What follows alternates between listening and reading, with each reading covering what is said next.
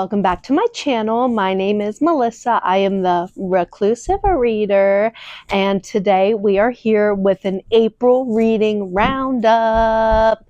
Now, April was just another amazing reading month. We got fantasy, we got romance, we got my first ever rock star romance. That was a goodie. I'm very excited to go over all the books I read during the month of April with you. Make sure to like and subscribe to never miss a video. Let me know what your favorite book was from the month of April. Let me know if you read any of the books that I read during the month of April and what you thought about them. Here are some things that I thought about them. The first book was a reread, and I did it in graphic audio, was House of Earth and Blood by Sarah J. Maas. I read the Crescent City series last year and I just absolutely loved it.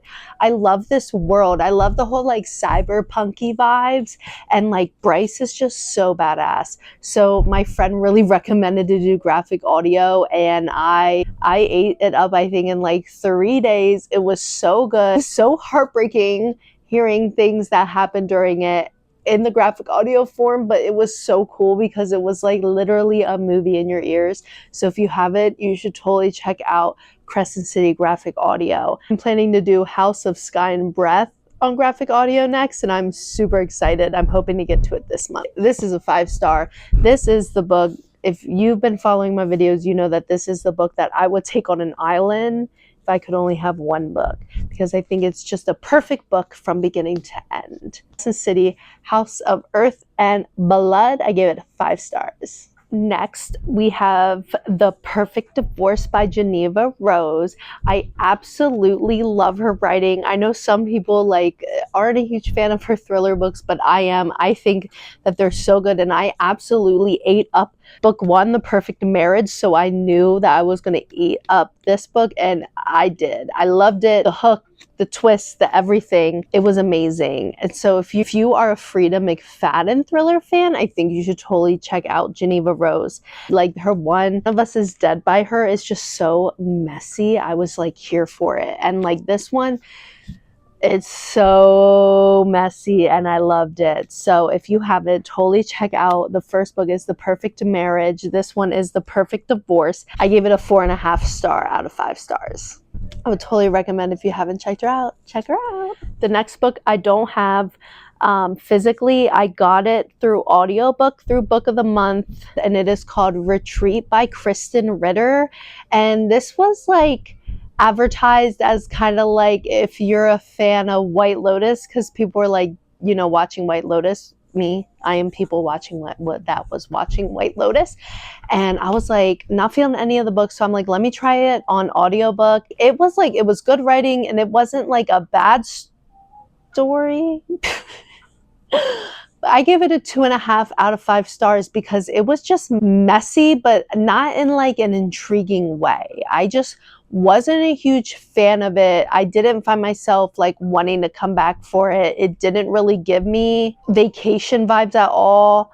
The premise was kind of odd, and I didn't like the ending. So that was why I gave it 2.5 stars. I didn't hate it. I just wasn't a big fan of it. Next, I got on audiobook through Libby. It was Listen for the Lie by Amy Tintera, and this has been on my radar for so long, and I picked this up at a library sale. Love me my library sales, and it was only $5, so I grabbed the book, but then I saw it was available on Libby, so I grabbed that, and I am so happy I did the audiobook because there's like a podcast portion in here. It's kind of like, if you like true crime podcasts, you got to check out this book because it's like about a true crime podcaster, and like he's doing his podcast on her supposedly had murdering her best friend, and they did such a good job on the audiobook with the podcast. Like they put a little theme song in, and I literally was like, oh wait, am I listening to a podcast right now? Oh no, I'm listening to the book. It was just, I thought it was just fun,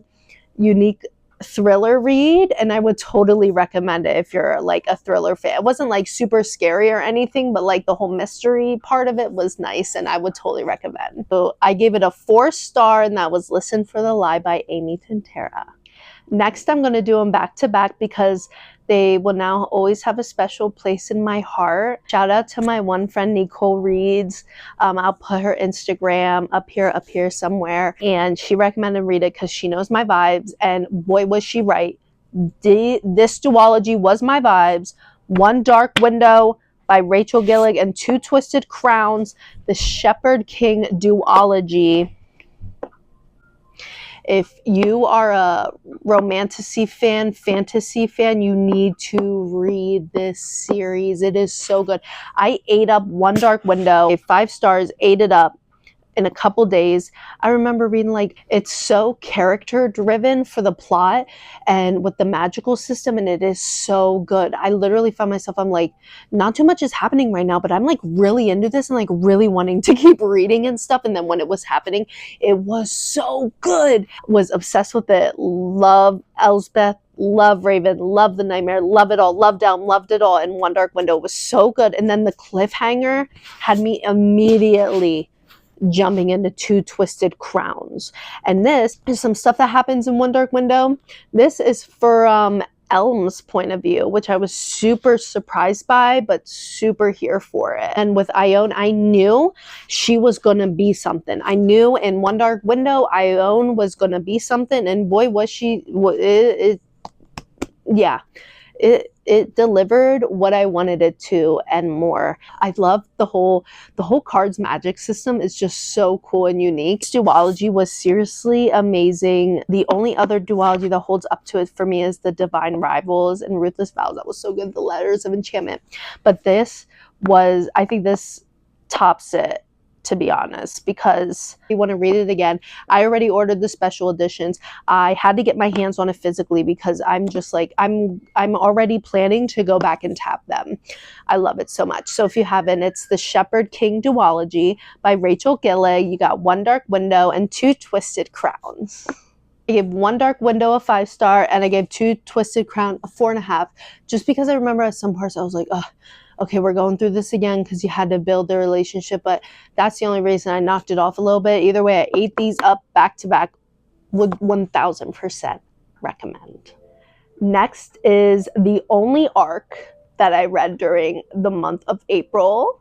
It is Long Live the King by Lexi Black, and I love this book. It was my first rockstar romance, so I was super excited. As someone who loves music and vinyl and stuff, I was so into this story, and how the characters come together was just so amazing. I love when he falls first. It just makes me swoon, and it was just, I love the whole balance of the romance with the music and stuff, and I really can't wait for her next book to follow other band members. Even though Eric Ambrose will always have my heart. Yeah, it was a good rockstar romance and I would totally recommend it. It is Long Live the King by Lexi Black, and if it sounds good to you, I would totally check it out. The final book was Sunrise on the Reaping by Suzanne Collins. This book, no, because it destroyed me. It destroyed me. It's like one of those things you expect but don't expect at the same time. Like I think one of my favorite chapters is literally chapter 2. Like, I'm like, what is going on here? It was way more than I could have asked for Haymitch's story. I love being back in the Hunger Games realm. The original Hunger Games trilogy is just a classic to me. So any book she puts out, I'm just going to eat up. I ate up Ballad of Songbirds and Snakes, and I ate up Sunrise on the Reaping. I was just struggling to put it down because it was just so action-packed. And I cannot wait for the movie. Sunrise on the Reaping, I gave it 4.5 out of 5 stars. And that's it. Those are the 8 books that I read during the month of April. Thanks for being here. Make sure to like and subscribe. Let me know if you guys read any of these. Let me know what your favorite book of the month of April that you read was.